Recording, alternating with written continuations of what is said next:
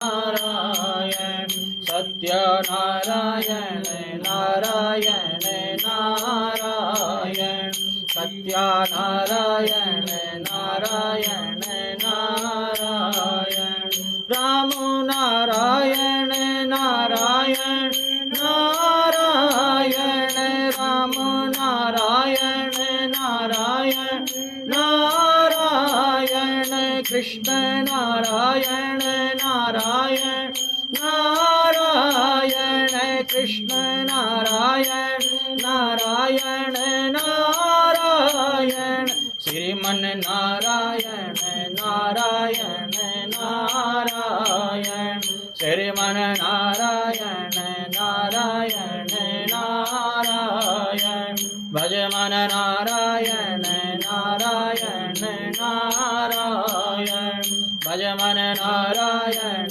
नारायण नारायण। बोल लक्ष्मी नारायण भगवान की जय। बोले सत्यनारायण भगवान की जय। जन्माद्यस्य यतोऽन्वयादितरतश्चार्थेष्वभिज्ञस्वराट् तेने ब्रह्म हृदय आदि कवये मुह्यन्ति यत्सूरया तेजो वारिमृदां यथा विनिमयो यत्र त्रिसर्गो मृषां दाम्ना स्वेन सदा निरस्तु कूकं सत्यं परं धीमहि सत्यं परं धीमहि सच्चिदानन्दरूपाय विश्वोत्पत्त्यादिहेतवे विनाशाय श्रीकृष्णाय वयं नमः। बोले कृष्ण कन्हैया लाल की जय। बोले सत्यनारायण भगवान की जय। सत्यनारायण व्रत कथा। भगवान नारायण ही एकमात्र सत्य हैं और कुछ भी सत्य नहीं है। सत्य को ही नारायण कहा गया है और नारायण को ही सत्य कहा गया है। जो भगवान नारायण को सत्य मान करके भगवान नारायण का पूजन करता है, अर्चन करता है, वंदन करता है, हर भगवान नारायण की लीला कथाओं का श्रवण करता है, भगवान नारायण उसकी समस्त मनोकामनाओं को पूर्ण कर लेते हैं। आज हम सब ने यहाँ पर बैठ करके भगवान नारायण का पूजन किया, भगवान विष्णु का पूजन किया और भगवान नारायण की लीला कथाओं को श्रवण करने के लिए हम यहाँ पर जो है एकत्रित हुए हैं। आज सत्यनारायण व्रत कथा का श्रवण हम और आप मिलकर के कर रहे हैं। ये जो सत्यनारायण व्रत कथा है इसमें 5 अध्याय हैं और प्रत्येक अध्याय में वर्णन आता है कि किस प्रकार से भक्तों ने भगवान का पूजन किया और किस प्रकार से भक्तों की मनोकामना पूर्ण हुई। ये जो व्रत कथा है देखिए 18 पुराण हैं। 18 पुराणों में से स्कंद पुराण में जो रेवा खंड है उसमें से ये 5 अध्याय लिए गए हैं जिनका हम और आप श्रवण किया करते हैं। ध्यान देना, हरि अनंत हरि कथा अनंतः। भगवान का जो स्वरूप है वह अनंत है, भगवान की लीला कथाएं अनंत हैं। भगवान के रूप और गुणों का पार पाना संभव नहीं है। इसी प्रकार से भगवान की लीला कथाओं का पार पाना भी संभव नहीं है। फिर भी हम और आप प्रभु के जो भक्त हैं, प्रभु के जो सेवक हैं, वे यथाशक्ति यथा भक्ति भगवान का पूजन और भगवान की लीला कथाओं का श्रवण किया करते हैं। सर्वप्रथम प्रथम अध्याय में आप और हम प्रवेश करेंगे। वेद व्यास जी महाराज इस लीला कथा का श्रवण कराते हुए कहते हैं कि एकदा नैमिषारण्ये ऋषया शौनकादय प्रपक्षुर्मुनय सर्वे सूतं पौराणिकं खलु। वेद व्यास जी महाराज कहते हैं कि एक समय मननशील शौनक आदि 88,000 ऋषियों ने एकत्रित होकर के विचार किया नैमिषारण्य की भूमि पर कि हम क्या व्रत करें, क्या पूजन करें जिससे हमारी जो मनोकामना है वे पूर्ण हो, जिससे कलयुग में उत्पन्न होने वाले जीवों की मनोकामना, मनुष्यों की मनोकामना पूर्ण हो, भगवत धाम की प्राप्ति हो। ऋषि चर्चा कर ही रहे थे, वहीं पर सूत जी महाराज का आगमन हुआ। नेमिषे सूतमाशीनम अभिवाद्य महामतिम कथामृतरसस्वाद कुशलौ शौनको ब्रवीत। शौनक आदि ऋषि जो कथा श्रवण करने में बड़े ही कुशल हैं, जिनको कथा के अलावा और कुछ भी अच्छा नहीं लगता है, जो हरि चर्चा ही अपना जीवन धन मानते हैं, ऐसे 88,000 ऋषियों के बीच में सूत जी का आगमन हुआ। सूत जी महाराज जो वेद व्यास जी के बड़े ही परम प्रिय शिष्य हैं और अपने गुरुदेव से वेद का वेदांत का ज्ञान लेकर के 18 पुराणों का ज्ञान लेकर के भगवत लीला कथाओं का ज्ञान लेकर के आज नैमिषारण्य की भूमि पर आए हैं। 88,000 ऋषियों ने खड़े होकर के सूत जी महाराज का अभिवादन किया, स्वागत किया, दंडवत प्रणाम किया। सूत जी महाराज 88,000 ऋषियों से कहते हैं कि आप सबकी उम्र बड़ी लंबी है। भृगर वशिष्ठ शवनश्च गौतमा मेधातिथिर देवल देवरातः, और मैं बहुत ही छोटी उम्र का आप दंडवत प्रणाम कर रहे हैं। शौनक आदि ऋषियों ने कहा कि धन वृद्धा बल वृद्धा आय वृद्धा सदैव च ते सर्वेपि ज्ञान वृद्धा किंकरा शिष्य किंकरा। कोई धन में बड़ा होता है, कोई बल में बड़ा होता है, कोई आयु में बड़ा होता है, परंतु इन सबसे भी बड़ा कौन है? का जो ज्ञान में बड़ा है, जो ज्ञान वृद्ध है। ज्ञानवान का ना आयु देखा जाता है, ना धन देखा जाता, ना बल देखा जाता है। ज्ञानवान हमेशा पूजनीय है। कहते हैं स्वदेशे पूजते राजा विद्वानम सर्वत्र पूजते। राजा की जो पूजा है, धनवान की जो पूजा है, वह उसके राज्य में है, परंतु जो ज्ञानी है, जो विद्वान है, वे सर्वत्र सम्मान का अधिकारी है, पूजा का अधिकारी है। आप ज्ञानी हो, आप विद्वान हो, आप गुरु के लाडले शिष्य हो, आप आसन ग्रहण कीजिए। शौनक आदि 88,000 ऋषियों ने सूत जी को सुंदर आसन पर बिठाया, प्रणाम किया, पूजन किया, और ऋषियों ने यहाँ पर सूत जी महाराज से प्रश्न किया कि गुरुदेव व्रतेन तपसा किं वा प्राप्ते वांछितं फलम तत्सर्वं श्रोतुमिच्छामः कथयस्व महामुने। हे गुरुदेव, ऐसा कौन सा व्रत है, ऐसा कौन सा पूजन है जिसको करने से समस्त मनोकामनाएं पूर्ण हो जाती हैं और भगवत धाम की प्राप्ति होती है, ये हम सुनना चाहते हैं। शौनक आदि 88,000 ऋषियों के प्रश्न पूछने पर सूत जी महाराज कहते हैं कि नारदेनैव संपृष्टो भगवान कमलापति सुरर्षिया यथेवा तक्षणद्वं समाहितम् एकदा नारदो योगी प्राणुग्रह कांक्षयान् प्रियटान् विविधान् लोकान् मृत्युलोकामुपागतः। सूत जी महाराज कहते हैं कि भगवान नारायण से देवर्षि नारद ने जो प्रश्न किया और भगवान नारायण ने नारद जी के प्रश्न के उत्तर में जो कहा, वह मैं आपको बताता हूं। एकदा नारदो योगी प्राणुग्रह कांक्षयान प्रियटान विविधान लोकान मृत्युलोका उपागता। देवर्षि नारद एक बार अनेकों लोकों में भ्रमण करते हुए इस मृत्युलोक में, इस पृथ्वी लोक पर आए। यहाँ का इस पृथ्वी का नाम मृत्युलोक भी है। क्यों है इसका नाम मृत्युलोक? कहाँ यहाँ पर जो जन्मता है उसे मरना पड़ता है, मृत्यु ही एकमात्र अटूट सत्य है यहाँ पर, तो इसलिए इसका नाम मृत्युलोक है। पृथ्वी है, पृथ्वी लोक है, भूलोक है, अंधकूप है, भवसागर, अनेकों नामों से इसे पुकारा जाता है। देवर्षि नारद आए और ततो दृष्ट्वा जनान सर्वान् नाना क्लेशमन्वितान् नाना योनि समुत्पन्ना क्लिश्यमाना स्वकर्मभिः। देवर्षि नारद ने देखा कि मनुष्य अपने अपने कर्मों के फलस्वरूप, जीव अपने अपने कर्मों के फलस्वरूप नाना प्रकार की योनियों में उत्पन्न हो रहा है। 84 लाख योनियों में उत्पन्न हो रहा है, जन्म ले रहा है और अनेकों प्रकार के सुख और दुख को भोग रहा है। मनुष्य कर्म के फलस्वरूप ही सुख और दुख को भोगता है। श्रीमद् भागवत महापुराण में भी वर्णन आता है, जब कुंती बुआ, कन्हैया की जो बुआ है कुंती, पांडवों की जो माँ है, वह कहती है प्रभु आप जा रहे हो द्वारिका, आप मुझे कुछ दे करके जाओ। का क्या चाहिए? का दुख दे दो। मेरे प्रभु ने कहा कि दुख लेकर के क्या करोगी? कुंती कहती है दुख में सुमिरन सब करे, सुख में करे न कोई। मेरे प्रभु कहते हैं जो सुख में सुमिरन करे तो दुख काहे को हो। कुंती का कहना है कि मनुष्य के जीवन में जब जब दुख आता है आपका स्मरण करता है, आपको प्राप्त करता है, परंतु जब सुख आता है तो आप छोड़ करके चले जाते हो, आपको भूल जाता है। सुख के आते ही वह उस सुख में डूब जाता है, खो जाता है। भगवान कहते हैं कि दुख तभी आता है जब सुख में मुझे भूल जाते हैं, परंतु जो सुख में भी मेरा स्मरण करता है उसके जीवन में कभी दुख नहीं आता है।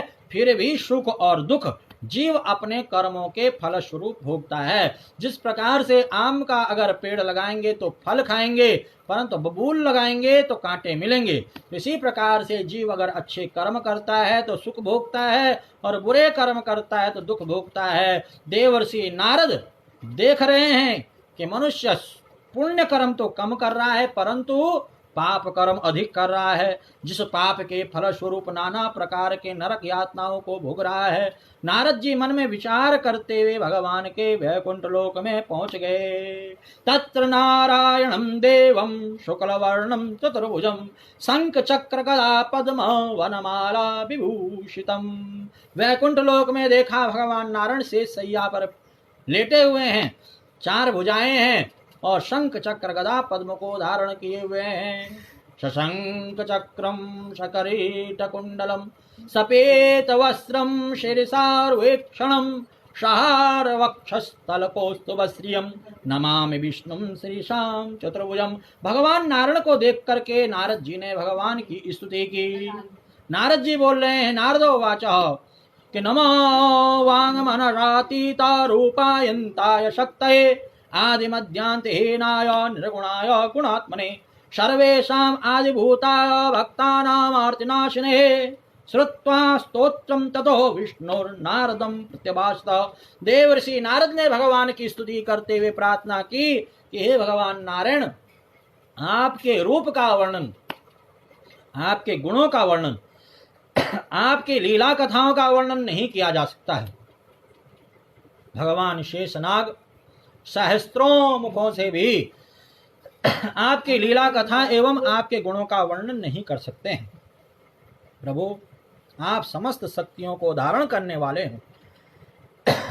आप आदि मध्य और अंत रहित निर्गुण हो।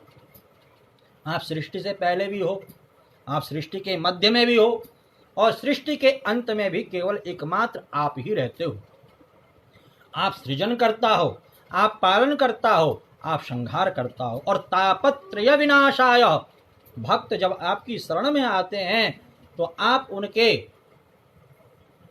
सारे के सारे पापों को जला करके भस्म कर देते हो, और भक्त के जीवन में सुख संपत्ति दे देते हो, धन धान्य दे देते हो, आयु आरोग्य दे देते हो। भक्तों की मनोकामना को पूर्ण करते हुए आप अपने वैकुंठ में उन्हें स्थान दे देते हो। प्रभु, मैं आपको बारंबार प्रणाम करता हूँ। जब भगवान नारायण ने नारद जी की स्तुति को सुना, प्रार्थना को सुना, तो भगवान नारायण बोले, श्री भगवानो वाचः किमर्थम आगतोऽस्मि त्वं किमते मनसि वर्तते कथयस्व महाभाग तत्सर्वं कथयामि ते। हे नारद, तुम मेरे वैकुंठ में आए, तुमने मेरी स्तुति की, मेरी प्रार्थना की, अब यहाँ आने का कारण बताओ, और जो तुमने मेरी स्तुति प्रार्थना की उसको करने का कारण बताओ। किम कारणम तत्सर्वं कथयामि ते, सब बताओ मुझे। तब देवर्षि नारद बोले, नारदो वाचा मर्त्यलोके जना सर्वे नाना क्लेश समन्विता नाना योनि समुत्पन्ना पश्यन्ते पाप कर्मभिः तत्कथम समय नाथ लघुपायेन तत्त्वया। हे प्रभु, मैं पृथ्वी लोक से मृत्यु लोक से आ रहा हूँ। मैंने वहां पर देखा जीव अपने कर्मों के फल स्वरूप सुख और दुख को भोग रहा है, नाना प्रकार की योनियों में उत्पन्न हो रहा है। प्रभु, उन जीवों का दुख कैसे दूर हो, उन मनुष्यों का कष्ट कैसे दूर हो, कोई छोटा सा उपाय आप बताइए। तब भगवान नारायण बोले कि साधु पृष्ठम तया वत्सा लोकानुग्रह कांक्षया प्रियटान विविधान लोकान मृत्युलोका उपागता यत् कृत्वा मुच्यते मोहात् तक्षणोस्व वदामि ते। हे नारद, तुम लोक कल्याण के लिए अनेकों लोकों में भ्रमण करते हुए मेरे पास आए हो। मैं तुम्हारे प्रेम के कारण तुम्हें बहुत ही छोटा सा उपाय बताता हूँ। व्रतमस्ति महत् पुण्यम स्वर्गे मृत्ये च दुर्लभम तव स्नेहान मया वत्सः प्रकाश कथ्यते धुना। मैं तुम्हें व्रत बता रहा हूँ जो स्वर्ग में भी और वैकुंठ में भी, साकेत में भी, कहीं भी नहीं है। अभी तक पृथ्वी पर किसी को पता नहीं है, केवल तुम्हारे प्रेम के कारण बता रहा हूँ। कौन सा व्रत? सत्यनारायण देवं व्रतम सम्यक विधानतः कृत्वा सद्य सुखम भुक्त्वा परत्र मोक्षमो अपनुयात्। मेरा ही स्वरूप है सत्य नारायण, सत्य ही नारायण। जो मुझे सत्य मान करके मेरा पूजन करेगा, मेरी आराधना करेगा, मेरा भजन करेगा, मेरी लीला कथाओं का श्रवण करेगा, उसकी समस्त मनोकामनाएं पूर्ण हो जाएंगी। और कृत्वा सद्य सुखम भुक्त्वा, समस्त सुखों को भोग करके परत्र मोक्षमो आपनुयात्, अंत समय पर वह मोक्ष को प्राप्त करेगा, मेरे वैकुंठ को प्राप्त करेगा। जब भगवान नारायण ने कहा कि सत्यनारायण का पूजन व्रत करो, तब नारद जी कहते हैं कि हे प्रभु, किम फलम किम विधानम च कृतम केनेव तद्व्रतम तत्सर्वं विस्तरात् ब्रूहि कदा कार्यमित तद्व्रतम। ये जो आपने सत्यनारायण का व्रत पूजन बताया है, इसको करने का क्या विधान है, किस प्रकार से इसको करना चाहिए, सबसे पहले इसको किसने किया, ये सारा मुझे आप बताइए, मैं जानना चाहता हूँ। तब भगवान नारायण बोले कि दुख शोकादि समनम धन धान्य प्रवर्धनम सौभाग्य संतति करम सर्वत्र विजयी प्रदम यस्मिन कस्मिन दिने मृत्यो भक्ति सरदा समन्विता। भगवान कहते हैं ये जो व्रत है, ये दुख को मिटाने वाला है, शोक को मिटाने वाला है, कष्टों को मिटाने वाला है, समस्त प्रकार के पापों को नष्ट करने वाला है, मनोकामना को पूर्ण करने वाला है, धन धान्य को देने वाला है, सौभाग्य को बढ़ाने वाला है, विद्या बुद्धि को देने वाला है, और सर्वत्र विजयी प्रदम, हर जगह लाभ ही लाभ, यश ही यश देने वाला है। यस्मिन कस्मिन दिने मृत्यु, भगवान नारायण नारद जी से क्या कह रहे हैं, जिस किसी दिन भी। कई लोग कहते हैं कि केवल पूर्णमासी पर ही ये कथा व्रत करना चाहिए, पूजन करना चाहिए। कई लोग कहते हैं संक्रांति पर करना चाहिए, कई लोग कहते हैं नामकरण, जन्मदिन, विवाह, सालगिरह। नहीं, ऐसा नहीं लिखा हुआ है यहाँ पर लिखा हुआ है यस्मिन कस्मिन दिने मृत्यो भक्ति श्रद्धा समन्विता। भगवान कह रहे हैं कि नारद, जिस किसी दिन भी श्रद्धा भक्ति पूर्वक इस पूजन को किया जाए, इस व्रत को किया जाए, उसी दिन मैं प्रसन्न हो जाता हूँ और भक्तों की मनोकामना को पूर्ण कर देता हूँ। इस व्रत को करने के लिए ब्राह्मणेर बांधवस्य वो सहितो धर्म तत्पर, अपने पूरे परिवार के साथ, बंधु बांधवों के साथ एकत्रित होना चाहिए, ब्राह्मण को बुलाना चाहिए, और नैवेद्यम भक्ति तो दद्यात्, नैवेद्य इकट्ठा करना चाहिए, नैवेद्य बनाना चाहिए। किस प्रकार से, रंबा फलम कृतम क्षीरम गोधूमस्य चूर्णकम आभावी शालचूर्णम वा शर्करा वा गुड़स्तदा, का दूध, दही, घी, शहद, फल फूल है, ये सब पूजन सामग्री इकट्ठा करते हुए शालिचूर्णम वह आभावे शालिचूर्णम वह, कहा कि पहले तो गेहूं का चूरमा बनाना चाहिए, अगर गेहूं का चूरमा ना हो तो चावलों का चूरमा भी बना सकते हैं, और शक्कर, गुड़ इत्यादि जो है यथाशक्ति यथा भक्ति, मिठाई, नैवेद्य सब इकट्ठा करना चाहिए। और सपादम सर्वभक्षामि चेति कृत्वा निवेदित, और प्रेम पूर्वक पूजन करते हुए मुझको समर्पित करना चाहिए। किसको? भगवान नारायण कह रहे हैं मेरे को, मतलब भगवान नारायण को समर्पित करना चाहिए।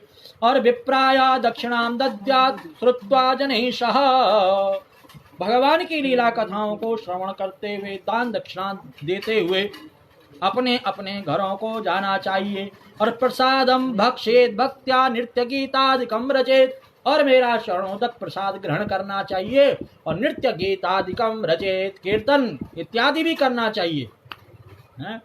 और ततश्च स्वगृहम गच्छेत, नृत्य कीर्तन इत्यादि करते हुए, नृत्य गीतादिकम रचेत है, कीर्तन इत्यादि करते हुए अपने अपने घरों को जाना चाहिए। एवं कृते मनुष्याणां वांछितार्थ सिद्ध्यते ध्रुवम विशेषतः कलियुगे लघुपायोस्ति भूतले, ऐसा करने से मनुष्य की समस्त मनोकामनाएं पूर्ण हो जाएंगी, और विशेष रूप से सुख भोगने का, मनोकामना को पूर्ण करने का इस कलिकाल में सबसे आसान उपाय, सबसे सरल उपाय यही है। ऐसा भगवान नारायण देवर्षि नारद को कह रहे हैं। इति स्कंद पुराणे रेवाखंडे सत्यनारायण व्रत कथायां प्रथमोऽध्याय। बोले सत्यनारायण भगवान की जय, बोले लक्ष्मी नारायण भगवान की जय। ताली सेवा करते हुए भगवत नाम संकीर्तन करेंगे। गोविंद जय जय, गोपाल जय जय, गोविंद जय जय गोपाल जय जय राधा रमण हरि गोविंद जय जय राधा रमण हरि गोविंद जय जय गोविंद जय जय गोपाल जय जय गोविंद जय जय गोपाल जय जय राधा रमण हरि गोविंद जय जय राधा रमण हरि गोविंद जय जय गंगा की जय जय यमुना की जय जय गंगा की जय जय यमुना की जय जय सरस्वती त्रिवेणी की जय जय सरस्वती त्रिवेणी की जय जय गोविंद जय जय गोपाल जय जय गोविंद जय जय गोपाल जय जय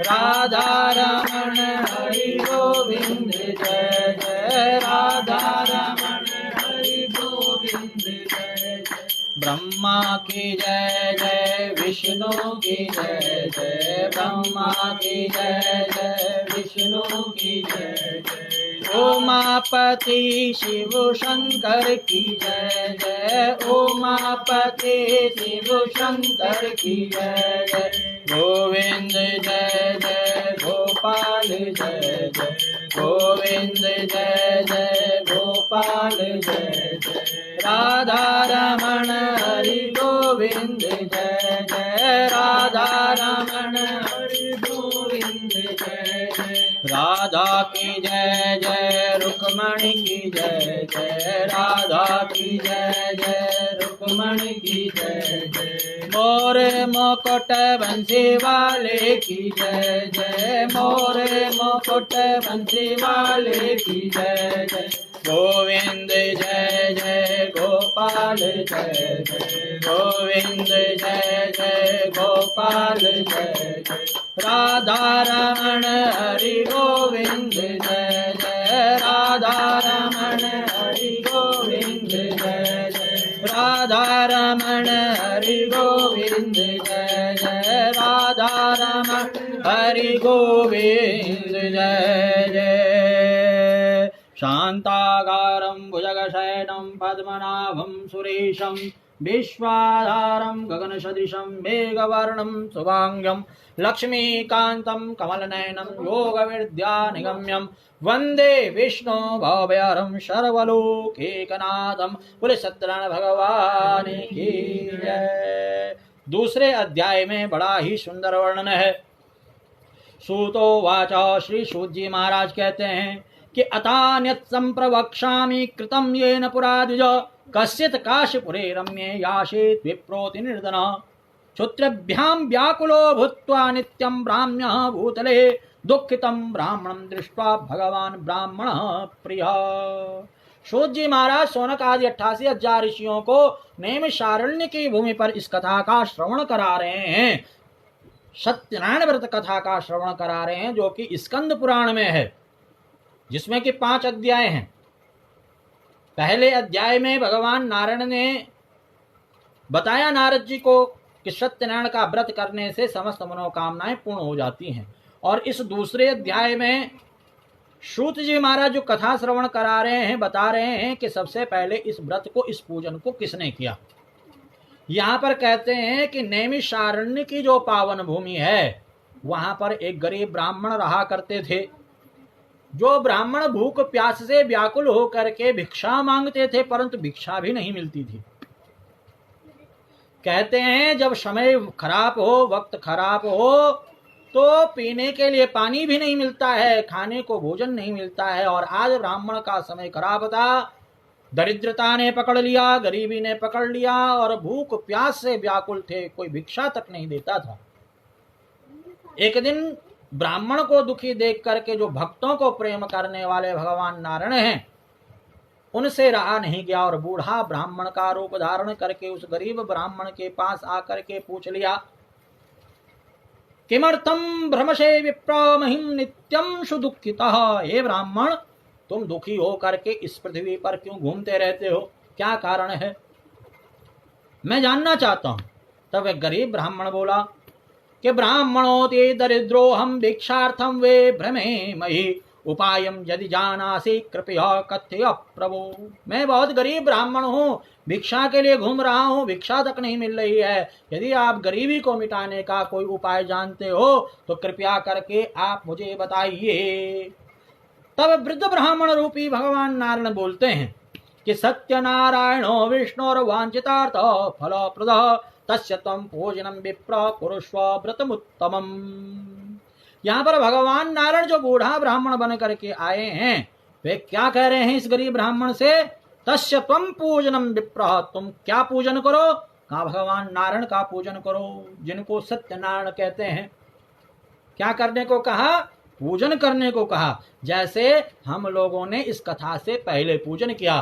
कैसा पूजन किया? का सबसे पहले जो है स्वस्ति वाचन किया, उसके बाद जो है दीप धूप का पूजन किया, उसके बाद जो है हमने गौरी गणेश का पूजन किया, नवग्रह का पूजन किया, षोडश मातृका का पूजन किया, वरुण कलश का पूजन किया, ओमकार स्वस्ति श्री का पूजन किया, सत्यनारायण भगवान विष्णु का पूजन किया, अभिषेक किया दूध दही घी शहद शर्करा से अभिषेक करके पूजन करके उनको एक स्थान पर बिठाया, उनसे स्तुति प्रार्थना की। ये पूजन का विधान है।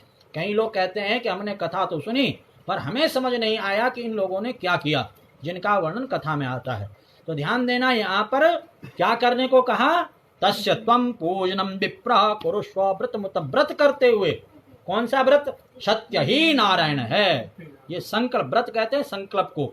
ये संकल्प करते हुए भगवान नारायण का पूजन करो। तस्य त्वं पूजनम विप्रः, इसको करने से क्या होगा? पूजन को करने से क्या होगा? यत् कृत्वा सर्व दुखेभ्यो मुक्तो भवति मानवः, सारे दुख दूर हो जाएंगे और सारे दुख दूर हो जाएंगे और मनुष्य को मुक्ति की प्राप्ति होगी, भगवत धाम की प्राप्ति होगी।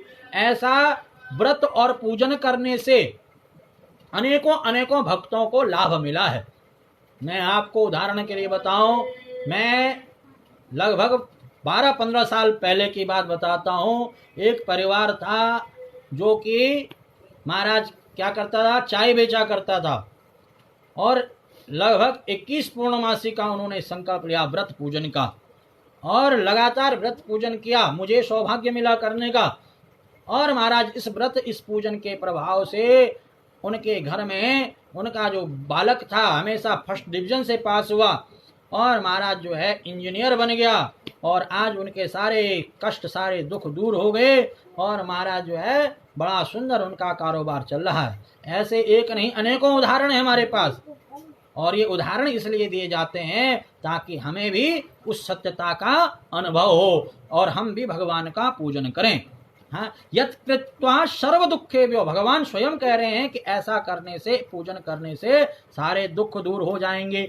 विधानम च व्रतस्यापि विप्रा भाष्य यत्नतः, किस प्रकार से इस पूजन को करना है ये सारा विधान बता करके भगवान नारायण अंतरित हो गए। बोले सत्यनारायण भगवान की। तदव्रतम शंकरिष्यामि यदुक्तम ब्राह्मणे नवे इति संचित्य विप्रोषि रात्रो निद्रा न लब्धवान। जब हम कोई चीज सोचते हैं कि हम ये कार्य करेंगे और बड़ा महाराज उसमें करने के लिए लगन उत्कंठता रहती है तो रात में नींद भी नहीं आती है। रात को नींद नहीं आती है। तो ब्राह्मण के मन में था मैं पूजन करूंगा तो रात को नींद नहीं आई।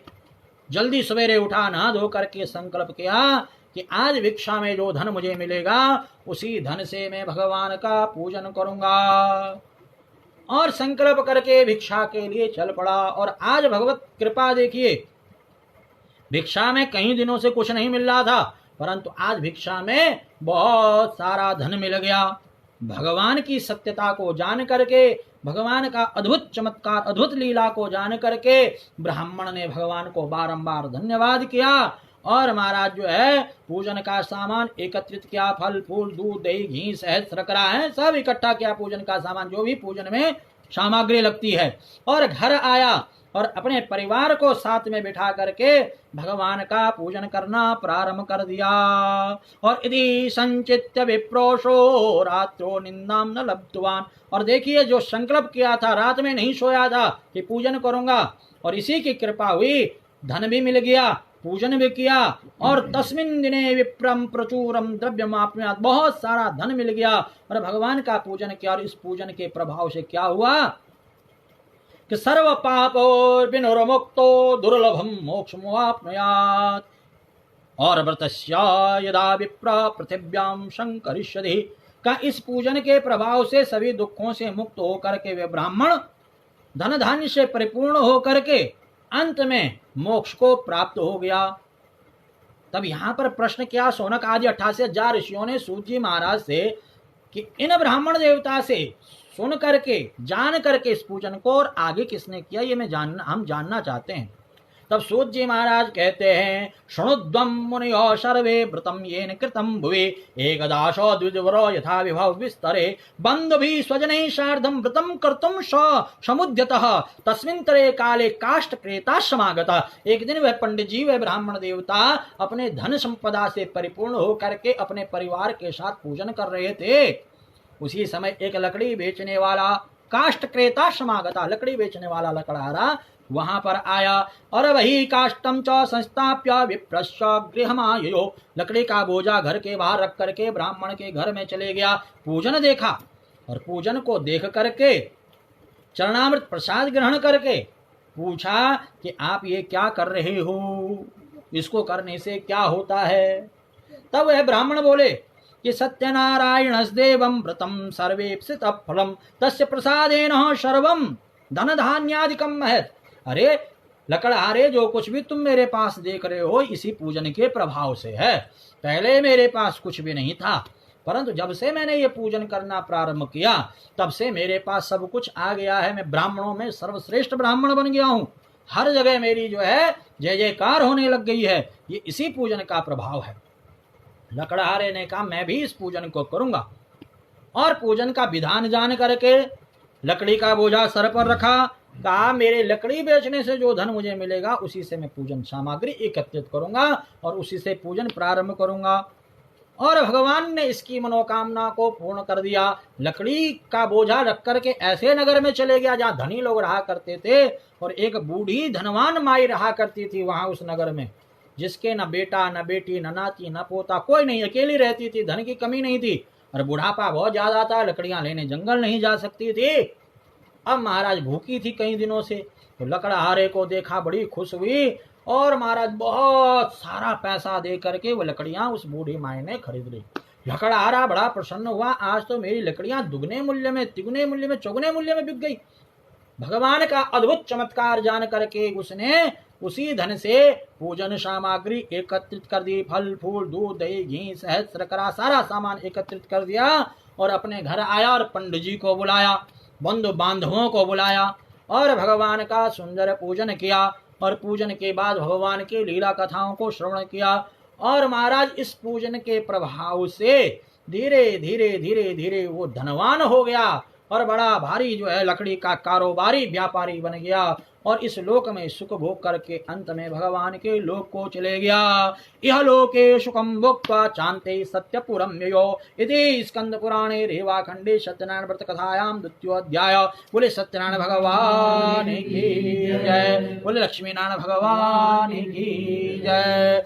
हरे कृष्णा कृष्णा कृष्णा हरे हरे, हरे राम राम राम हरे हरे, हरे कृष्णा कृष्णा कृष्णा हरे हरे, हरे राम राम राम हरे हरे, हरे कृष्णा कृष्णा कृष्णा हरे हरे, हरे राम राम राम हरे हरे, हरे कृष्णा कृष्णा कृष्णा हरे हरे, हरे राम राम राम हरे हरे, हरे कृष्णा कृष्णा कृष्णा हरे हरे, हरे राम राम राम हरे हरे, हरे कृष्णा कृष्णा कृष्णा हरे हरे, हरे राम राम राम हरे हरे, हरे राम राम हरे हरे, हरे राम राम हरे हरे। बोले सत्यनारायण भगवान की जय। कस्तूरी तिलकमललाटपटले वक्षस्थले कौस्तुभं नासाग्रे वरमौक्तिकं करतले वेणुकरे कङ्कणं शर्वाङ्गे हरिचन्दनं सुललितं कण्ठे च मुक्तावलिं गोपस्त्री परविष्टितो विजयते गोपाल चूड़ामणि। बोले कृष्ण कन्हैया लाल की जय, बोले सत्यनारायण भगवान की जय। अभी आपने दूसरे अध्याय में ब्राह्मण की कथा और लकड़हारे की कथा का श्रवण किया। अब तीसरे अध्याय में बड़ी सुंदर कथा का वर्णन आता है कि आगे इस व्रत को, इस पूजन को किसने किया। सूत जी महाराज कहते हैं, सुनो। पुनर्ग्रहे प्रवक्ष्यामि शृणुध्वं मुनिषत्तमः पुराचोल्को मुखो नाम नृपस्यासीन महामते जितेन्द्रियो सत्यवादी यो देवालयं प्रतिदिने धनं दत्त्वा द्विजान संतोष यत्सुधि। एक जो है उल्कामुख नामक राजा है, जो जितेंद्रिय है, पराक्रमी है, सत्यवादी है, रोज मंदिर जाता है, रोज भगवान का पूजन करता है और रोज ब्राह्मणों को, गरीबों को दान दे करके संतुष्ट करता है और साथ में उसकी धर्म पत्नी पूर्ण रूप से सहयोग करती है। एक दिन दोनों के दोनों पति पत्नी भद्रशिला नदी के तट पर बैठ करके भगवान नारायण का पूजन कर रहे थे और एतस्मिन् तरे तत्र साधुरेको समागतः वाणिज्यार्थं बहुधनेर् अनेकैः परिपूरितः नावं संस्थाप्य तत्तीरे जगामा नृपतिं तति। एक दिन जब वह राजा और रानी पति पत्नी भद्रशिला नदी के किनारे पूजन कर रहे थे, वहीं पर साधु नामक व्यापारी अपनी नाव में सवार होकर के आया। बहुत सारा धन लेकर के व्यापार करने के लिए आया। उसने नाव को किनारे खड़ा किया और राजा के पास जाकर के प्रणाम करके पूछा कि राजन, आप ये क्या कर रहे हो। किमिदं कुरुते राजन भक्ति युक्तेन चेतसा प्रकाशम कुरु तत्सर्वं श्रोतुमिच्छामि साम्प्रतं। मैं जानना चाहता हूँ क्या कर रहे हो आप ये। राजा बोला कि हे व्यापारी, पूजनम कृते साधो विष्णुर्तुल्य तेजसा व्रतम च स्वजने शारदम पुत्राद्यावाप्ति कांक्षय। मैं पुत्र प्राप्ति के लिए भगवान नारायण का क्या कर रहा हूँ, पूजनम क्रियते साधो, भगवान का पूजन कर रहा हूँ, भगवान नारायण का पूजन कर रहा हूँ। कौन सा पूजन, कैसा पूजन, जैसा आप लोगों ने यहाँ पर किया है। भगवान का अभिषेक दूध दही घी शहद से अभिषेक करके, सुंदर वस्त्र पहना करके, सुंदर आसन पर बिठा करके, सुंदर फल फूल चढ़ा करके, मिठाई नैवेद्य चढ़ा करके, दक्षिणा चढ़ा करके, हर भगवान की स्तुति करके, जैसे आपने पूजन किया। व्यापार राजा क्या कह रहा व्यापारी को, पूजनम क्रियते साधो, भगवान का पूजन कर रहा हूँ। क्यों कर रहा हूँ, पुत्राद्या वाम प्राप्ति काम, यह पुत्र की प्राप्ति के लिए। व्यापारी ने कहा राजन, मुझे भी इस पूजन के बारे में बताओ, विधान बताओ, क्योंकि मेरी भी कोई संतान नहीं है और मुझे विश्वास है कि इस पूजन से मुझे संतान होगी। राजा से पूरा का पूरा विधान जान करके व्यापारी अपने घर आया और अपनी पत्नी को संतान देने वाला पूजन बताया। भार्या ये कथितम सर्वे व्रतम संततिदायकम तदा व्रतम करिष्यामि यदा में संततिर्भवेत्। तब करेंगे कब, जब हमारी संतान होगी। क्या करेंगे, भगवान का व्रत पूजन करेंगे। कब, जब संतान होगी। इति लीलावती प्राह पत्नीम साधुं सत्तमः। ऐसा कह करके व्यापारी तो चले गया और भगवान की कृपा हुई, प्रभु की कृपा हुई, नारायण की कृपा हुई और जो इसकी पत्नी है लीलावती वे गर्भवती हुई और महाराज जो है 10वें महीने में इसके घर में कन्या रूपी रत्न उत्पन्न हुआ। 10वें मासी वे तस्या कन्या रत्नात्म जायता दिने दिने सा वृद्धि शुक्ल पक्षे तासि। जैसे शुक्ल पक्ष का चंद्रमा बढ़ता है, कन्या भी बढ़ने लगी और इसका नामकरण किया गया। और क्या नाम रखा इसका, कलावती नामना कलावती चेती तन्नामकरणम कृतम, कलावती नाम रख दिया। अब लीलावती कहती है स्वामी आपने पूजन करने को कहा था, आप उस पूजन को क्यों नहीं करते हो। व्यापारी कहता तब करेंगे जब बेटी का विवाह हो जाएगा, अभी नहीं किया पूजन, इसने आगे टाल दिया। और समय बीतता गया, कलावती विवाह योग्य हो गई और धूमधाम के साथ एक व्यापारी के पुत्र के साथ अपनी बिटिया कलावती का विवाह संपन्न कर दिया। परंतु भगवान का पूजन नहीं किया। भगवान ने सोचा, विचार किया इसको मेरी सत्यता पर विश्वास नहीं है, इसका मतलब ये मुझे मानता ही नहीं है, जानता नहीं, ऐसे ही सोच रहा, मजाक में काम हो रहा है। कभी कहता संतान होगी, कभी कहता विवाह होगा आपका। कई बार होता है ना, हम लोग भी जो है हाँ करते रहते हैं ये बातें, भरोसा नहीं होता है, नहीं करते हैं उस कार्य को। फिर अब महाराज इसको भरोसा कैसे दिलाया जाए? तो भरोसा कब आता है हमें? जब हमारे ऊपर संकट के पहाड़ टूटते हैं, दुख के पहाड़ टूटते हैं, तब हमें याद आता, रे हमने तो कहा था कि हम कीर्तन करवाएंगे, हम पूजन करवाएंगे, हो सकता तभी जो है ये कार्य ना हुआ हो, दुख ना आया हो, हमने मन्नत मांगी थी। आजकल लोग कहते हैं ना मन्नत मांग के आए हम। तो महाराज जो है तब लोग दुख में जो है उसे याद आता है, तो भगवान ने कहा इसे तो दुख देना पड़ेगा, तब ये मुझे याद करेगा, तब मुझे जो है सत्य मानेगा। तो क्या हुआ, एक दिन व्यापारी अपने दामाद को लेकर के नाव में सवार होकर के व्यापार करने के लिए चल पड़ा चंद्रकेतु राजा के नगर में। अब भगवान की माया घूम गई, भगवान की माया ने अपना कार्य करना प्रारंभ कर दिया। राजा के धन को चुरा करके चोर भाग रहे थे, पीछे से राजा के सिपाही बचने के लिए वहीं उस धन को छुपाया जहां पर ससुर और दामाद व्यापारी साधु व्यापारी ठहरा था। चोरों ने धन छुपाया, चोर तो प्राण बचाने के लिए भाग गए यहां से।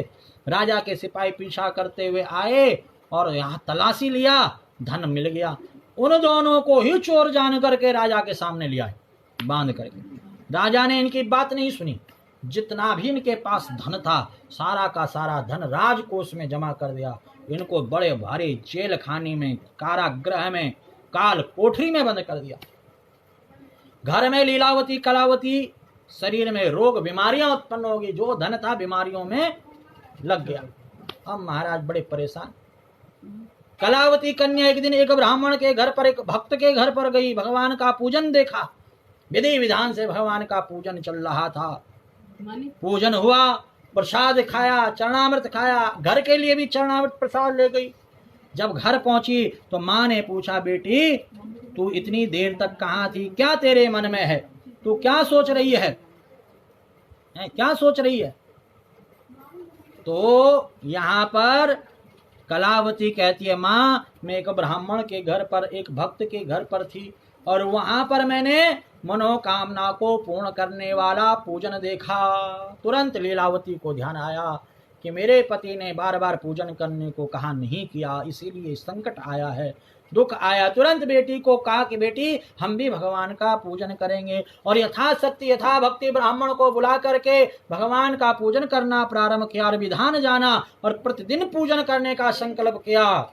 और भगवान जो है प्रसन्न हो गए। कहते हैं क्षणे रुष्टे क्षणे तुष्टे, रुष्टे तुष्टे क्षणे क्षणे, भगवान पल में प्रसन्न हो जाते हैं। और भगवान प्रसन्न हो गए। राजा चंद्रकेतु के सपने में आ गए, कहा राजन दोनों व्यापारियों को बंधन मुक्त कर दो, जो ससुर दामाद तुमने जेल में डाल रखे हैं, कारागृह में डाल रखे हैं, नहीं तो मैं तुम्हारा सर्वनाश कर दूंगा, सब कुछ नष्ट कर दूंगा। राजा रात्रि में ही जग गया, घबरा गया, सिपाहियों को, मंत्रियों को, सलाहकारों को, सबको बुलाया और सबकी मंत्रणा से राजा ने उन दोनों व्यापारियों को बंधन मुक्त कर दिया। इनका जो धन छीना था, इनसे लिया था, इसको दुगना करके इनको दे दिया और कहा तुम्हारे प्रारब्धवश तुम्हें ये संकट मिला है, जाओ अपने घर को जाओ। और राजनम प्रणिपत्या गंतव्यम त्वत्प्रसादतः इत्युक्त्वा तो महावेशो जगमतुः स्वगृहं प्रति। राजा को प्रणाम करके कहा कि राजन आपकी कृपा से हम जा रहे हैं। और ससुर और दामाद अपने नगर के लिए प्रस्थान करने लगे। इति स्कंद पुराणे रेवाखंडे सत्यनारायण व्रत कथायाम तृतीयो अध्याय। बोले सत्यनारायण भगवान की जय, बोले लक्ष्मी नारायण भगवान की जय। मन भूल मत जइयो राधा रानी के चरण, मन भूल मत जइयो राधा रानी के चरण, राधा रानी के चरण, राधा रानी के चरण, राधा रानी के चरण, राधा रानी के चरण। मन भूल मत जइयो राधा रानी के चरण, मन भूल मत जइयो श्यामा प्यारी के चरण, मन भूल मत जइयो श्यामा प्यारी के चरण। श्यामा प्यारी के चरण, श्यामा प्यारी के चरण, श्यामा प्यारी के चरण, श्यामा प्यारी के चरण, मन भूल मत जइयो राधा रानी के चरण, मन भूल मत जइयो राधा रानी के चरण, मन भूल मत जइयो राधा रानी के चरण, मन भूल मत जइयो राधा रानी के चरण। जय जय श्री राधे श्याम। ओहो वकीयं स्तनकालकूटं जिघांसयापाय यदप्यसाध्वीं, लेभे गतिं धात्रिचितां ततोऽन्यं कं वा दयालुं शरणं व्रजेम, कं वा दयालुं शरणं व्रजेम। बोले लक्ष्मीनारायण भगवान की जय, बोले सत्यनारायण भगवान की जय। चौथे अध्याय में बड़ा सुंदर जो है सूत जी महाराज शौनक आदि 88,000 ऋषियों को श्रवण कराते हुए बता रहे हैं कि यात्रां तो कृतवान साधु मंगलायन पूर्वकाम, ब्राह्मणे व्योधनम दत्वा तदातु नगरम ययो। यहाँ पर साधु व्यापारी ने ब्राह्मणों को गरीबों को दान दे करके यात्रा प्रारंभ करनी चाहिए। नाव पर सवार हुए। भगवान ने सोचा कि अभी भी इसकी परीक्षा लेनी बाकी है, जरा देखो तो सही ये मुझे मानता भी है कि नहीं मानता है, मैं सत्य हूं ये जानता है कि नहीं जानता है, अभी भी ये मेरे प्रति आस्था विश्वास रखता है कि नहीं रखता है। तो भगवान ने एक भिक्षुक का रूप धारण किया, दंडी स्वामी का रूप धारण किया।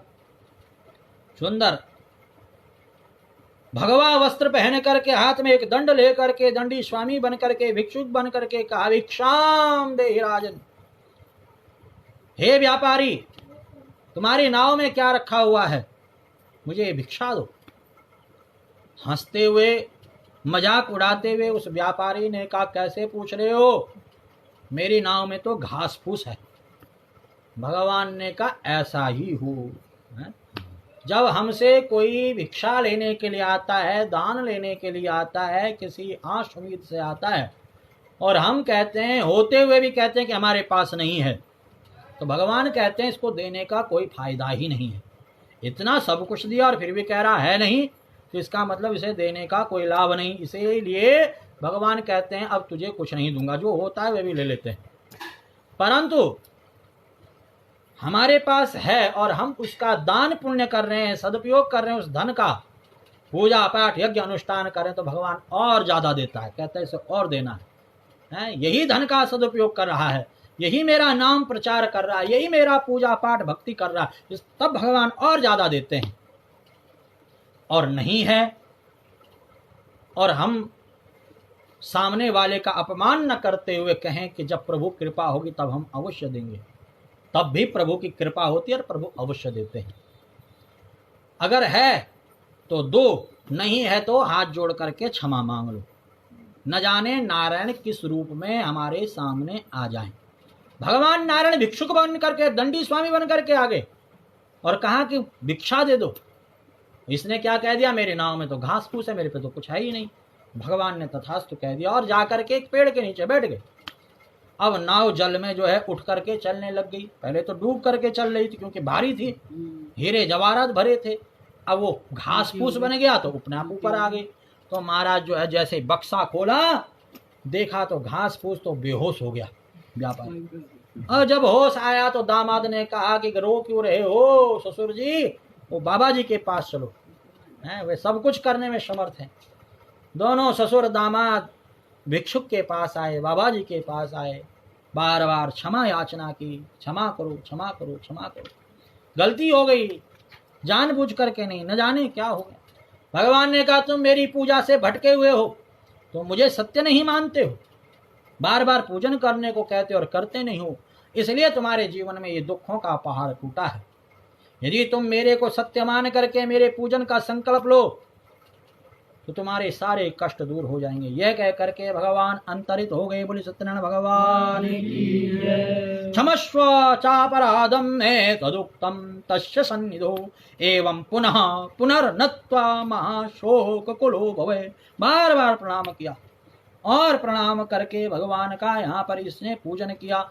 और जब अपने नाव में आया, पूरा वित्तम, नारायण की कृपा देखो, नाव में जो पहले धन था वह पूरा का पूरा धन वैसा का वैसा हो गया।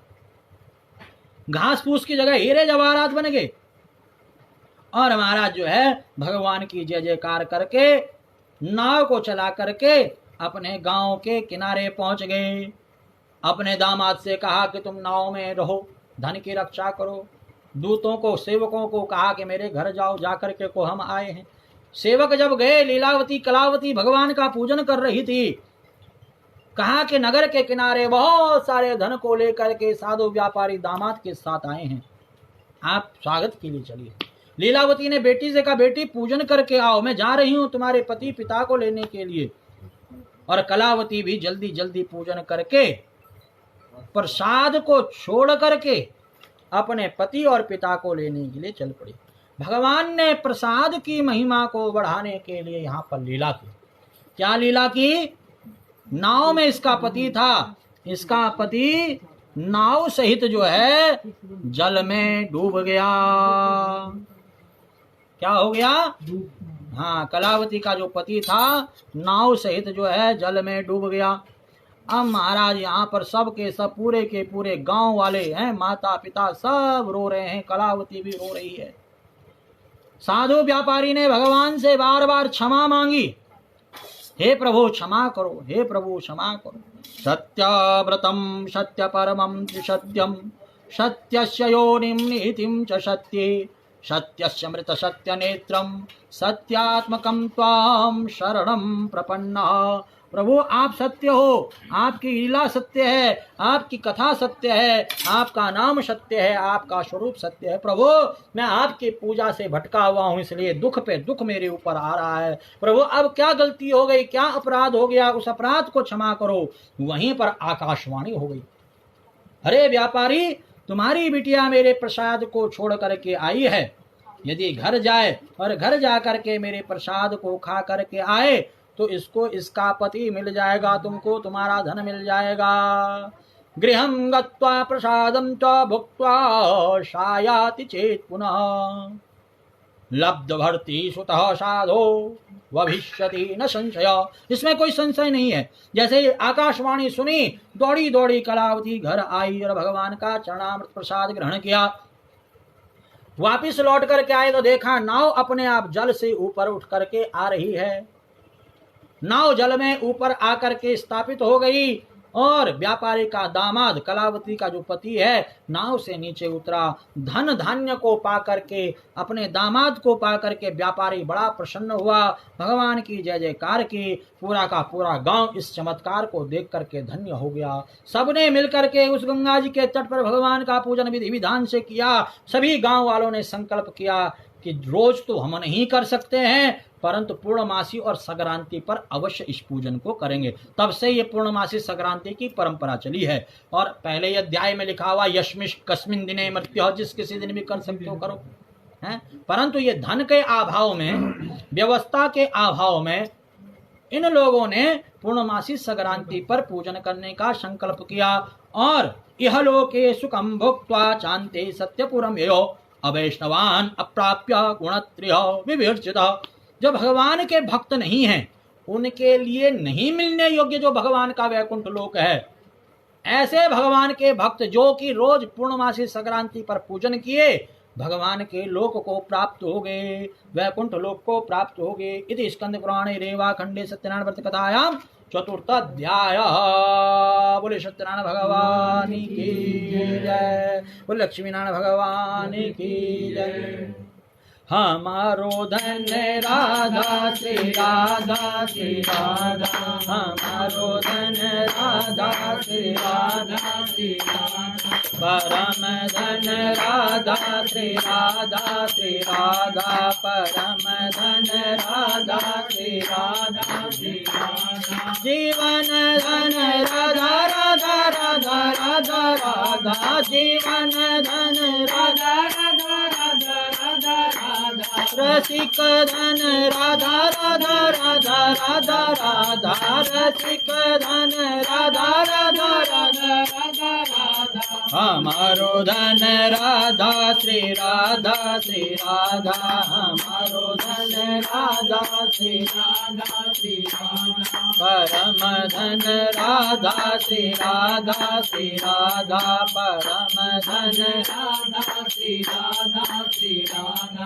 भक्तों की प्यारी राधा राधा राधा राधा राधा भक्तों की प्यारी राधा राधा राधा राधा राधा संतों की प्यारी राधा राधा राधा राधा राधा संतों की प्यारी राधा राधा राधा राधा राधा हम सबकी प्यारी राधा राधा राधा राधा राधा हम सबकी प्यारी राधा राधा राधा राधा राधा हमारो धन राधा श्री राधा श्री राधा हमारो धन राधा श्री राधा श्री राधा परम धन राधा श्री राधा श्री राधा परम धन राधा श्री राधा श्री राधा जीवन धन राधा श्री राधा श्री राधा जीवन धन राधा श्री राधा श्री राधा रसिक धन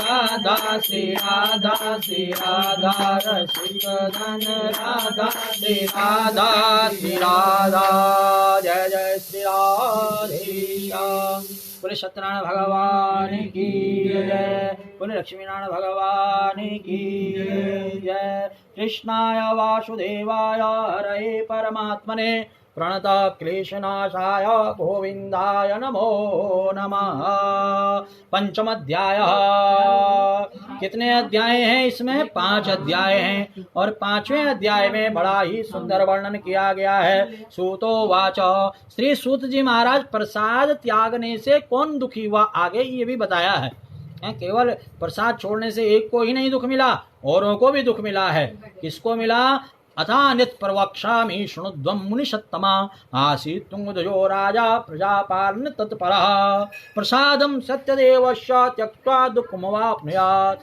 कहा कि एक तुंगध्वज नामक राजा है जो प्रसाद छोड़ने से दुखी हुआ कथा आती है कि एक बार ये राजा एकदा स वनं गत्वा हत्वा बहुविधान पशून् आगत्य वटमूलं च दृष्ट्वा सत्यस्य पूजनम् एक बार ये शिकार खेलने के लिए वन में गया पशु पक्षियों की हत्या करते हुए एक वट वृक्ष के नीचे देखा इसने जाकर के देखा इसने कि बहुत सारे गोप बालक भगवान का पूजन कर रहे हैं अहंकार के वशीभूत होकर के कि मैं राजा हूं ना तो नीचे आया रथ से ना तो इसने प्रणाम किया जब गोप बालक प्रसाद इसको दिए तो इसने प्रसाद भी छोड़ दिया मैं नहीं खाऊंगा हैं और प्रसाद छोड़ करके जब ये घर आया तो 100 बच्चे इसके थे 100 पुत्र थे 100 के 100 मृत अवस्था में पड़े हुए हैं ये बड़ा पश्चाताप किया मेरे से बड़ी गलती हो गई मैंने प्रसाद छोड़ा इसलिए ये हुआ है ये दौड़ा दौड़ा गोप बालकों के पास गया क्षमा मांगी पूजन किया प्रसाद खाया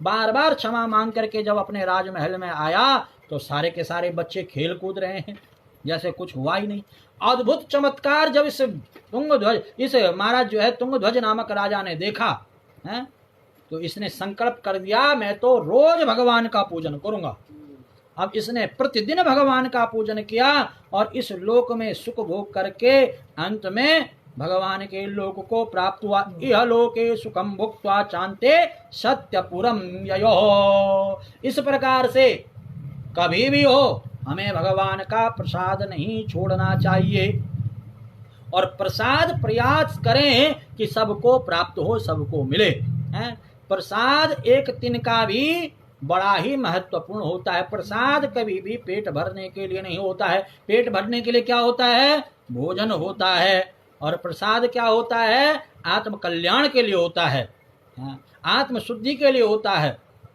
और लोग क्या करते हैं जब प्रसाद की बारी आती है तो एक हाथ इधर से आगे और दूसरा हाथ इधर से आगे हैं प्रसाद इतना लो जितने में हमारी आत्म शुद्धि हो जाए हमारे भीतर एक तिनका भी उस प्रसाद का पहुंच जाए उसी में कल्याण हो जाए तो प्रसाद जरूर लेना चाहिए भले ही एक तिनका लिया जाए हैं चरणामृत जरूर लेना चाहिए। चरणामृत से क्या होता है, भगवान का स्नान कराकर, पहले पंचामृत होता है, जब तक दूध दही घी शहद शर्करा, ये 5 चीजें पंचामृत। और जैसे ही भगवान, जैसे हमने स्नान कराया ना भगवान का, वैसे ही पंचामृत बन गया, चरणामृत बन गया, पंचामृत से चरणामृत बन गया। और चरणामृत का पान करने से क्या होता है, का अकाल मृत्यु हरणम सर्व व्याधि विनाशनम विष्णु चरणोदकम पीत्वा पुनर्जन्म न विद्यते। चरणोदक का पान करने से कभी भी अकाल मृत्यु नहीं होती है, समय से पहले शरीर नहीं छोड़ने को मिलता है। अकाल मृत्यु है, दुर्घटना में, दुख से, बीमारी से मृत्यु नहीं होती है। और सर्व व्याधि विनाशनम, सारे रोग दोष दूर हो जाते हैं। और पुनर्जन्म न विद्यते, जन्म मरण का चक्कर छूट जाता है, भगवान के लोक वैकुंठ लोक में स्थान मिल जाता है। ये प्रसाद और चरणामृत की महिमा है। इसलिए भगवान का प्रसाद चरणामृत अवश्य पान करना चाहिए। य इदं कुरुते सत्यव्रतम परम दुर्लभम शृणोति च कथा पुण्यम भक्ति युक्ता फलप्रदम। कहा जो इस प्रकार से भगवान का पूजन करता है, भगवान की कथा का श्रवण करता है, क्या होता है उसको, धन धान्यादिकम तस्य भवेत् सत्य प्रसादतः दरिद्रो लभेद वित्तम बंधी मुच्येत बांधवात्। कहा कि धन धान्य की प्राप्ति होती है, सुख शांति की प्राप्ति होती है, मनोकामना की पूर्ति होती है, विद्या बुद्धि की प्राप्ति होती है, कारोबार में वृद्धि होती है। जो दरिद्र होता है उसको धन मिल जाता है, जो बंधन में है उसका बंधन छूट जाता है, जो विद्या बुद्धि चाहता है उसे विद्या बुद्धि मिल जाती है। समस्त मनोकामनाओं को पूर्ण करने वाला भगवान का जो सत्य स्वरूप है, इसका पूजन हमेशा करना चाहिए। भगवान नारायण ही अनेकों अनेकों रूपों को धारण करके भक्तों की मनोकामना को पूर्ण करते हैं। भगवान नारायण ही राम बन करके आते हैं, कृष्ण बन करके आते हैं, नरसिंह बन करके आते हैं, वामन बन करके आते हैं, दत्तात्रेय परशुराम बन करके आते हैं। अनेकों अनेकों रूपों को धारण करने वाले भगवान नारायण को इस कलिकाल में सत्यनारायण के रूप में हम और आप पूजेंगे, अनेकों अनेकों भक्त पूजेंगे। जो भी भगवान नारायण का पूजन करेगा उसकी समस्त मनोकामनाएं पूर्ण होंगी, समस्त जो है उसके जो है मनोकामनाएं पूर्ण होंगी। आज यहाँ पर आर्य परिवार के द्वारा हमारे अनुज, हमारे जो है कृष्ण कुमार जी, हमारे रेखा मैया हैं, हमारे जो हेमानी, ये परिवार के द्वारा जो है यहाँ पर ये पूजन हो रहा है। जिस भी उद्देश्य से, जिस भी मनोकामना से ये पूजन कर रहे हैं, भगवान नारायण इनकी मनोकामनाओं को पूर्ण करें, समस्त मनोकामनाओं की पूर्ति दें।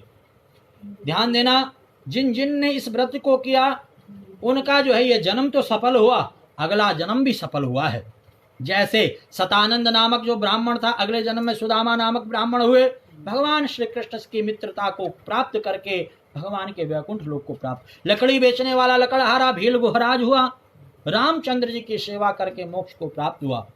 उल्कामुख नामक जो राजा है, राजा दशरथ हुए, राम जी को पुत्र रूप में प्राप्त करके अपने कुल श्री रंगनाथ जी की पूजा करके वैकुंठ को प्राप्त हुए। सत्य वो जो व्यापारी था वे मनोरध्वज हुआ, अपना आधा शरीर आरे से कटवा करके ब्राह्मणों को दान दे करके मोक्ष को प्राप्त हुआ। तुंगध्वज नामक जो राजा है वे स्वयंभू मनु हुए, जिनसे पूरा का पूरा मनवंतर चला, मनुष्यों की उत्पत्ति हुई है, मनु से ही मनुष्य बने। और महाराज जो है श्रीमद् भागवत, देवी भागवत 18 पुराणों का आयोजन करके वह भी मोक्ष को प्राप्त हुआ। ये जो कथा है, ये जो पूजन है, जो भगवान की स्तुति है, कीर्तन है, इसको करने से मनुष्य की समस्त मनोकामनाएं पूर्ण होती हैं। यदि स्कंद पुराणे रेवा खंडे सत्यनारायण व्रत कथायाम 5वां अध्याय, आपने यहाँ पर ये जो 5 अध्यायों में है, जो कि स्कंद पुराण के अंतर्गत इस कथा का वर्णन आता है, आपने इसका श्रवण किया। इससे पहले आपने भगवान का पूजन किया। सबसे पहले आपने देखिए गणेश जी का पूजन किया, नवग्रह का पूजन किया, षोडश मातृका का पूजन किया, वरुण कलश का पूजन किया, भगवान शालिग्राम का पूजन अभिषेक किया, और अब कथा का श्रवण किया। और इस कथा के श्रवण के बाद अब अपने ग्रह शुद्धि के लिए, घर की शुद्धि के लिए, आत्मा की शुद्धि के लिए, मन की शुद्धि के लिए, ग्रह दोष निवारण के लिए अब होम करते हुए भगवान की आरती पूजन करेंगे।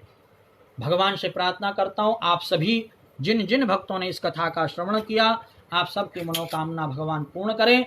घर में सुख आए, समृद्धि आए, धन धान्य आए, आयु आरोग्य की प्राप्ति हो, और आप इसी प्रकार समय समय पर ऐसे पूजन, ऐसी लीला कथाओं का आयोजन करते रहो। यही मैं भगवान नारायण से प्रार्थना करता हूँ। बोले सत्यनारायण भगवान की जय, बोले लक्ष्मी नारायण भगवान की जय, जय श्यामा प्यारी जय।